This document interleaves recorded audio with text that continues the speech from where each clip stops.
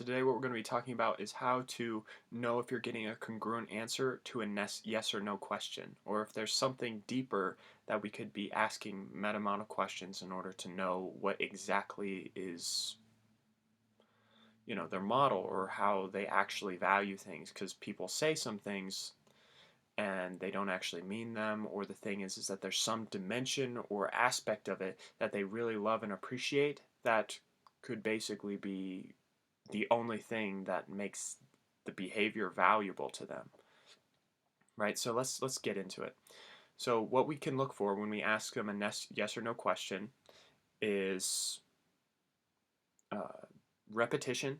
If they just repeat what they've been doing, or they just repeat what they've already said, or they just repeat the answer that they came up with a couple times, right? So imagine you ask them, hey, is the sky's blue? Well, the sky's blue, it's kind of like, it has this bluish hint to it, and it just, yeah, it's kind of like just blue, you dig? It's just, it's like, of course, that's just a strange example, but when you actually get into like conversations that are meaningful, and you're trying to get a yes or no response of what they actually think, which is useful, and they give you kind of this runaround, just repeating stuff over and over and over, or a particular viewpoint, or something that they heard from somebody else, because that's probably where they got it, and they just repeat it over and over and over and over. There's a wall that they're not going through. There's something else there that they're hiding. Okay, and now that might be good, but the thing is that they're not breaking through that because it's uncomfortable, because there's a fear response linked to it. Okay, it doesn't mean that they're bad, doesn't mean that they're subverting you, doesn't mean that lying in that sense, it's just really uncomfortable for them. So we have to use, so let's think about something else now.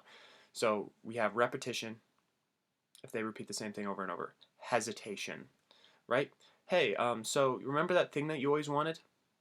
If I had this right here and all you had to do was take it, would you take it? Yes. Okay. That was a couple second delay. The answer is no. The answer is no, they wouldn't. Okay, so what particularly about why wouldn't you take it? Or not why wouldn't you take it, but so what aspect, of course you said this, but I think there's something else there that you really want, that there's something else that's associated with it, but not actually the thing that we've talked about. What would that be? What would that be? I was curious. And then they'll probably say, oh, it's about earning it, or this, or that, or blah, blah, blah, blah, blah. Some other dimension that's over top of it, that now, when you look at their behavior, it makes complete and total sense why, with their hierarchy of the things that we're going through, it makes sense. So we have repetition, we have a hesitation, and then we have misdirection, or distraction, right? So imagine you said, is this the truth of the matter? And it's like, well, when we really think about it, nothing's really, completely 100% sure. And so, it kind of reminds me of a time when I was going to the store and picking up some eggs, and I didn't know which one. Is this true or not? I don't care about the eggs. I don't care about your story. I don't care about all that stuff. Is it true or not? And that's kind of hardcore, and that's a little bit more abrasive, but to demonstrate a point, when you're speaking with people and you want to get to the root, and especially if they're paying you to solve a problem, or you're trying to solve a problem yourself, didn't you answer the question? Did you answer the question? Right? And say, I'm sorry, that's wonderful, but I don't think you've answered the question. I said this. Did that answer the question? Did I answer the question? No. No, it didn't.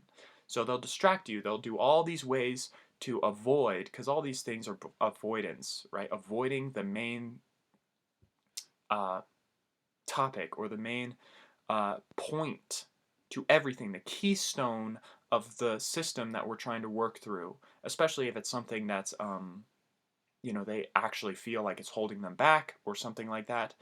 And there's a keystone that they'll do everything in their power, misdirecting, repeating what they've already said, hesitating, trying to, you know, omit details, or stumbling a lot. Blah, blah, blah. Well, the answer is no.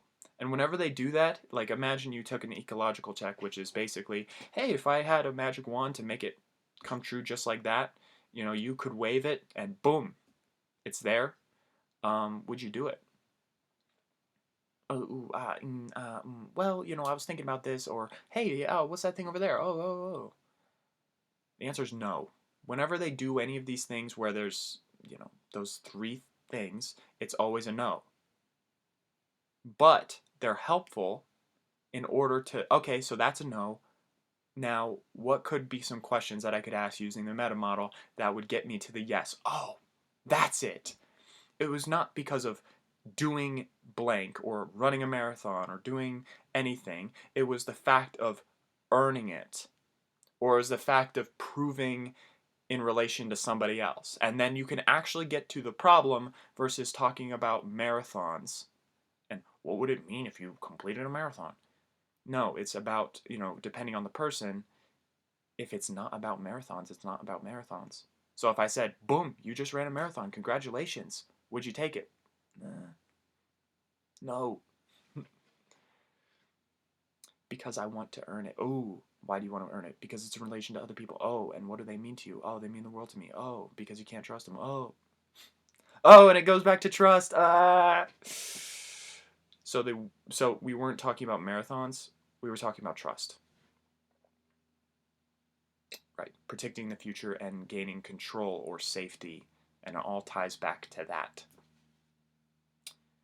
Now that was just an example, but there's, when we look at people's behavior and what they say, it's incongruent because, what they're expressing is not the whole truth. How they're actually valuing and expressing the stuff, the models in their head of their hierarchies of values might not be true. And so if you hear the hesitations, the repetitions, and, distractions, then we know what it is not, and that's incredibly valuable. That goes back to retroduction, because if you know what is not in their values or not the highest priority to them,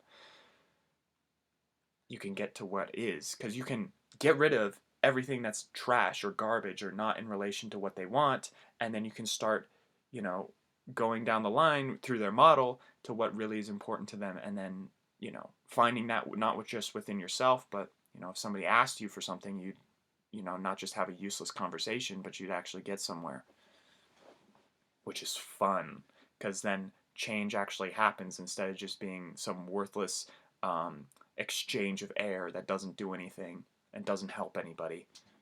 So if you find those things, it will help you in an incredible amount of ways, because you'll actually know if a response of somebody else or yourself is congruent, which is key to finding truth. So I hope you enjoyed that. Love to hear your comments below. Bye-bye.